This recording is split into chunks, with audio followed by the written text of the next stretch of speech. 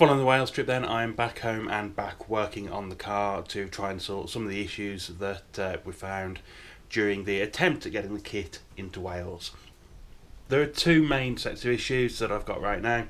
First of all is the exhaust manifold, which keeps on dropping bolts. It happened on the previous iteration of this engine and it blew out a gasket then. It's obviously done it now after trying to get it into Wales. Potential solution for this are these style bolts. They've got this serrated edge under a flange. I'm hoping by using this type of bolt it's going to dig into the flange of the exhaust manifold. That's going to stop it from coming undone, but time will tell. Obviously I also need to replace the exhaust gasket that failed. I've decided that I might as well replace all of them at the same time and use a better type of gasket than the one I was using. So as a result I've gone for some more Victor Rein's gaskets. The first thing I noticed with these gaskets when I got them was just how much heavier they are than the gaskets I was using before. Hopefully this is going to result in just a better quality gasket. The second issue then is the Jubilee clip that failed. So the Jubilee clip that was on here failed and caused obviously this hose to come off. To resolve that I've ordered some Miclor T-bar clamps, which are supposedly much better for boost hoses, so they're on the way. They'll be here later in the week. Hopefully they will do the job. So plan for today then is to sort out the exhaust manifold, so I'm going to start taking stuff apart.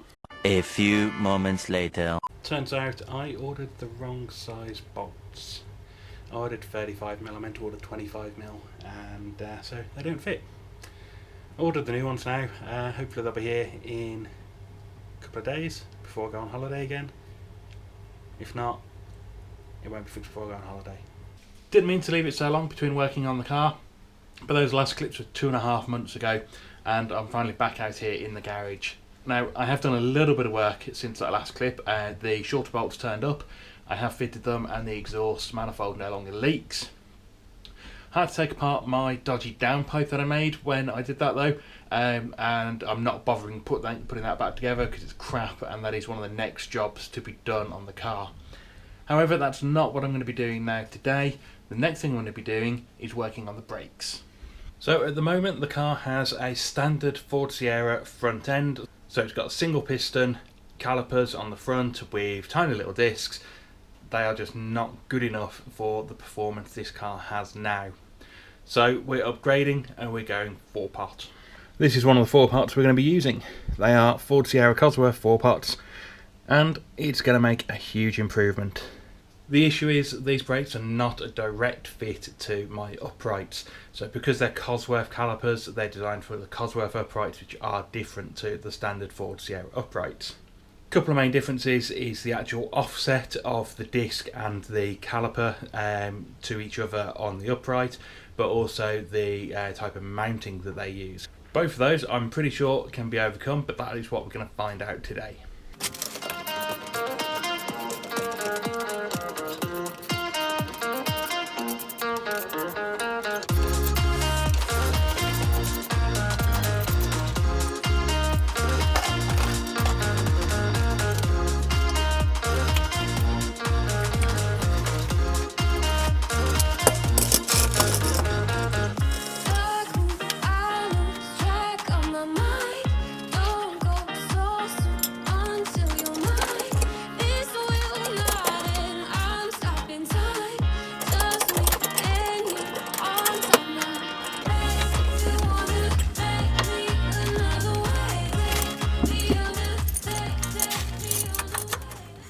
Okay, so here you can see the standard brake setup.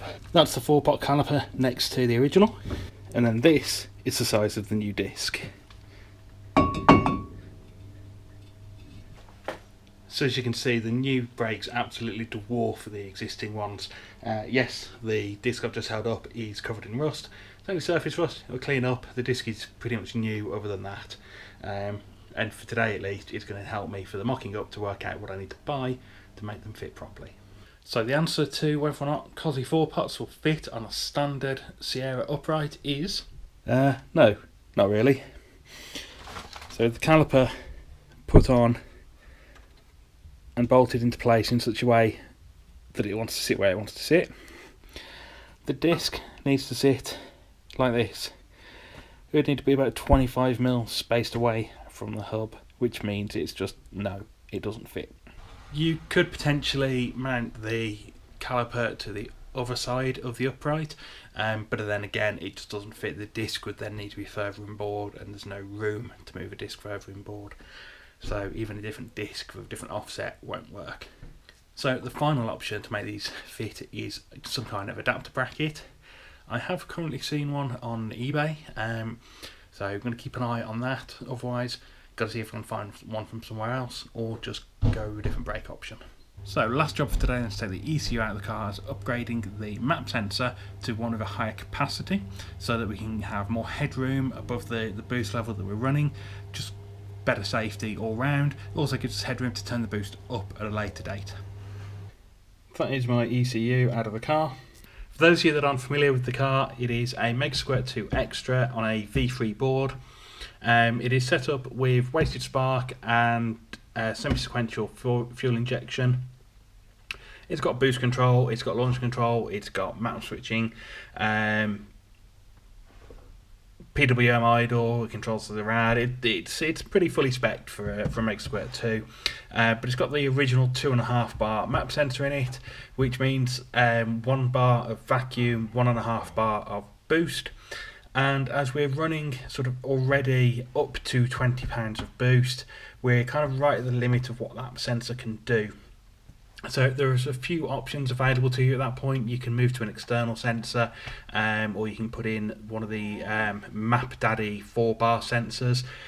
The Map Daddy sensors, they're expensive because there are actually 2 4-bar sensors. One for the actual sort of normal map usage, and another one for barrow correction. I have no interest in barrow correction on this setup. There's just really no need for it, so didn't want to go to that option. So I was investigating options around the series of map sensors that they use as standard, and came up with this guy. You can't really see him very well in there because it's still in its anti-static bag, but it is a MPX 5700 AP.